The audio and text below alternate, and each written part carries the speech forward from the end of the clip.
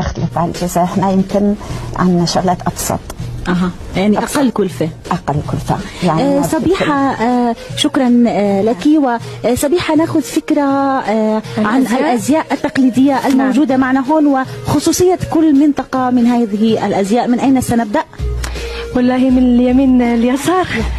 طيب إذا نبدأ من اليمين اليسار عملنا مليح، لأنه اللباس اللي لبسته من أقصى الشرق الجزائري، المنطقة أو المدينة المحايدة لتونس اللي هي عنابة، مدينة عنابة. ممكن تقومي.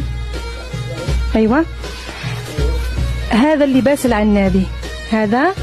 أما بالنسبة تفضلي. شكرا. بالنسبة لبنت صغيرة، بنت صغيرة هذه معنا تحية. أيوة، على فكرة هي جميلة جدا. اسمك؟ وأنيقة. ألاء، أهلا وسهلا بألاء في البيت عربي، وأنت زائرة عزيزة جدا علينا. اللبس اللي عم تلبسه؟ أيوة، هذا اللباس يسموه الكركو، الخاص بالجزائر العاصمة.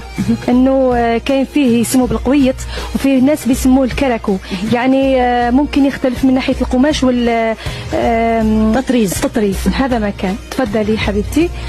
أما بالنسبة للسيدة، هذا اللباس هو من عروس الغرب الجزائري، ممكن يكون وهران أو تلمسان. يعني هما تقريبا نفس الخياطة والطرز، على طبعا في نوع من التعديلات. تفضلي مدام سيدتي. هذا هو اللبس الوهراني والتلمساني، يعني خاص وبالعباس ومعسكر إلى آخرها. هذا الغرب الجزائري. أيوة. نمر إلى السيدة باللباس الأزرق. تفضلي معنا.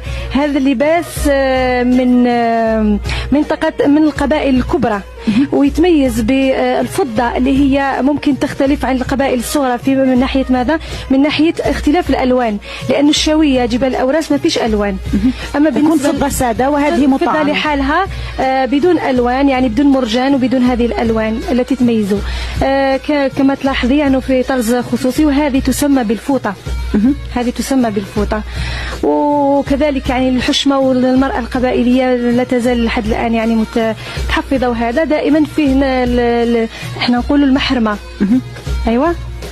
تفضلي سيدتي. شكرا. نمر إلى السيدة. هناك سيدتان برضو كمان نوع أيوة. من الأزياء. هذا لباس تلمساني. لباس تلمساني يعني دائما فيه نوع من الطرز العصري، عصرنة اللباس طبعا دائما هذه مطور طريق الموضة.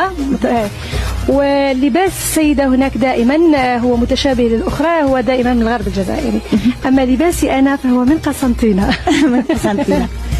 ممكن يعني أطرح عليك نفس السؤال إخلاص، يعني أنت يعني تعرفين هذا يسمى به الثوب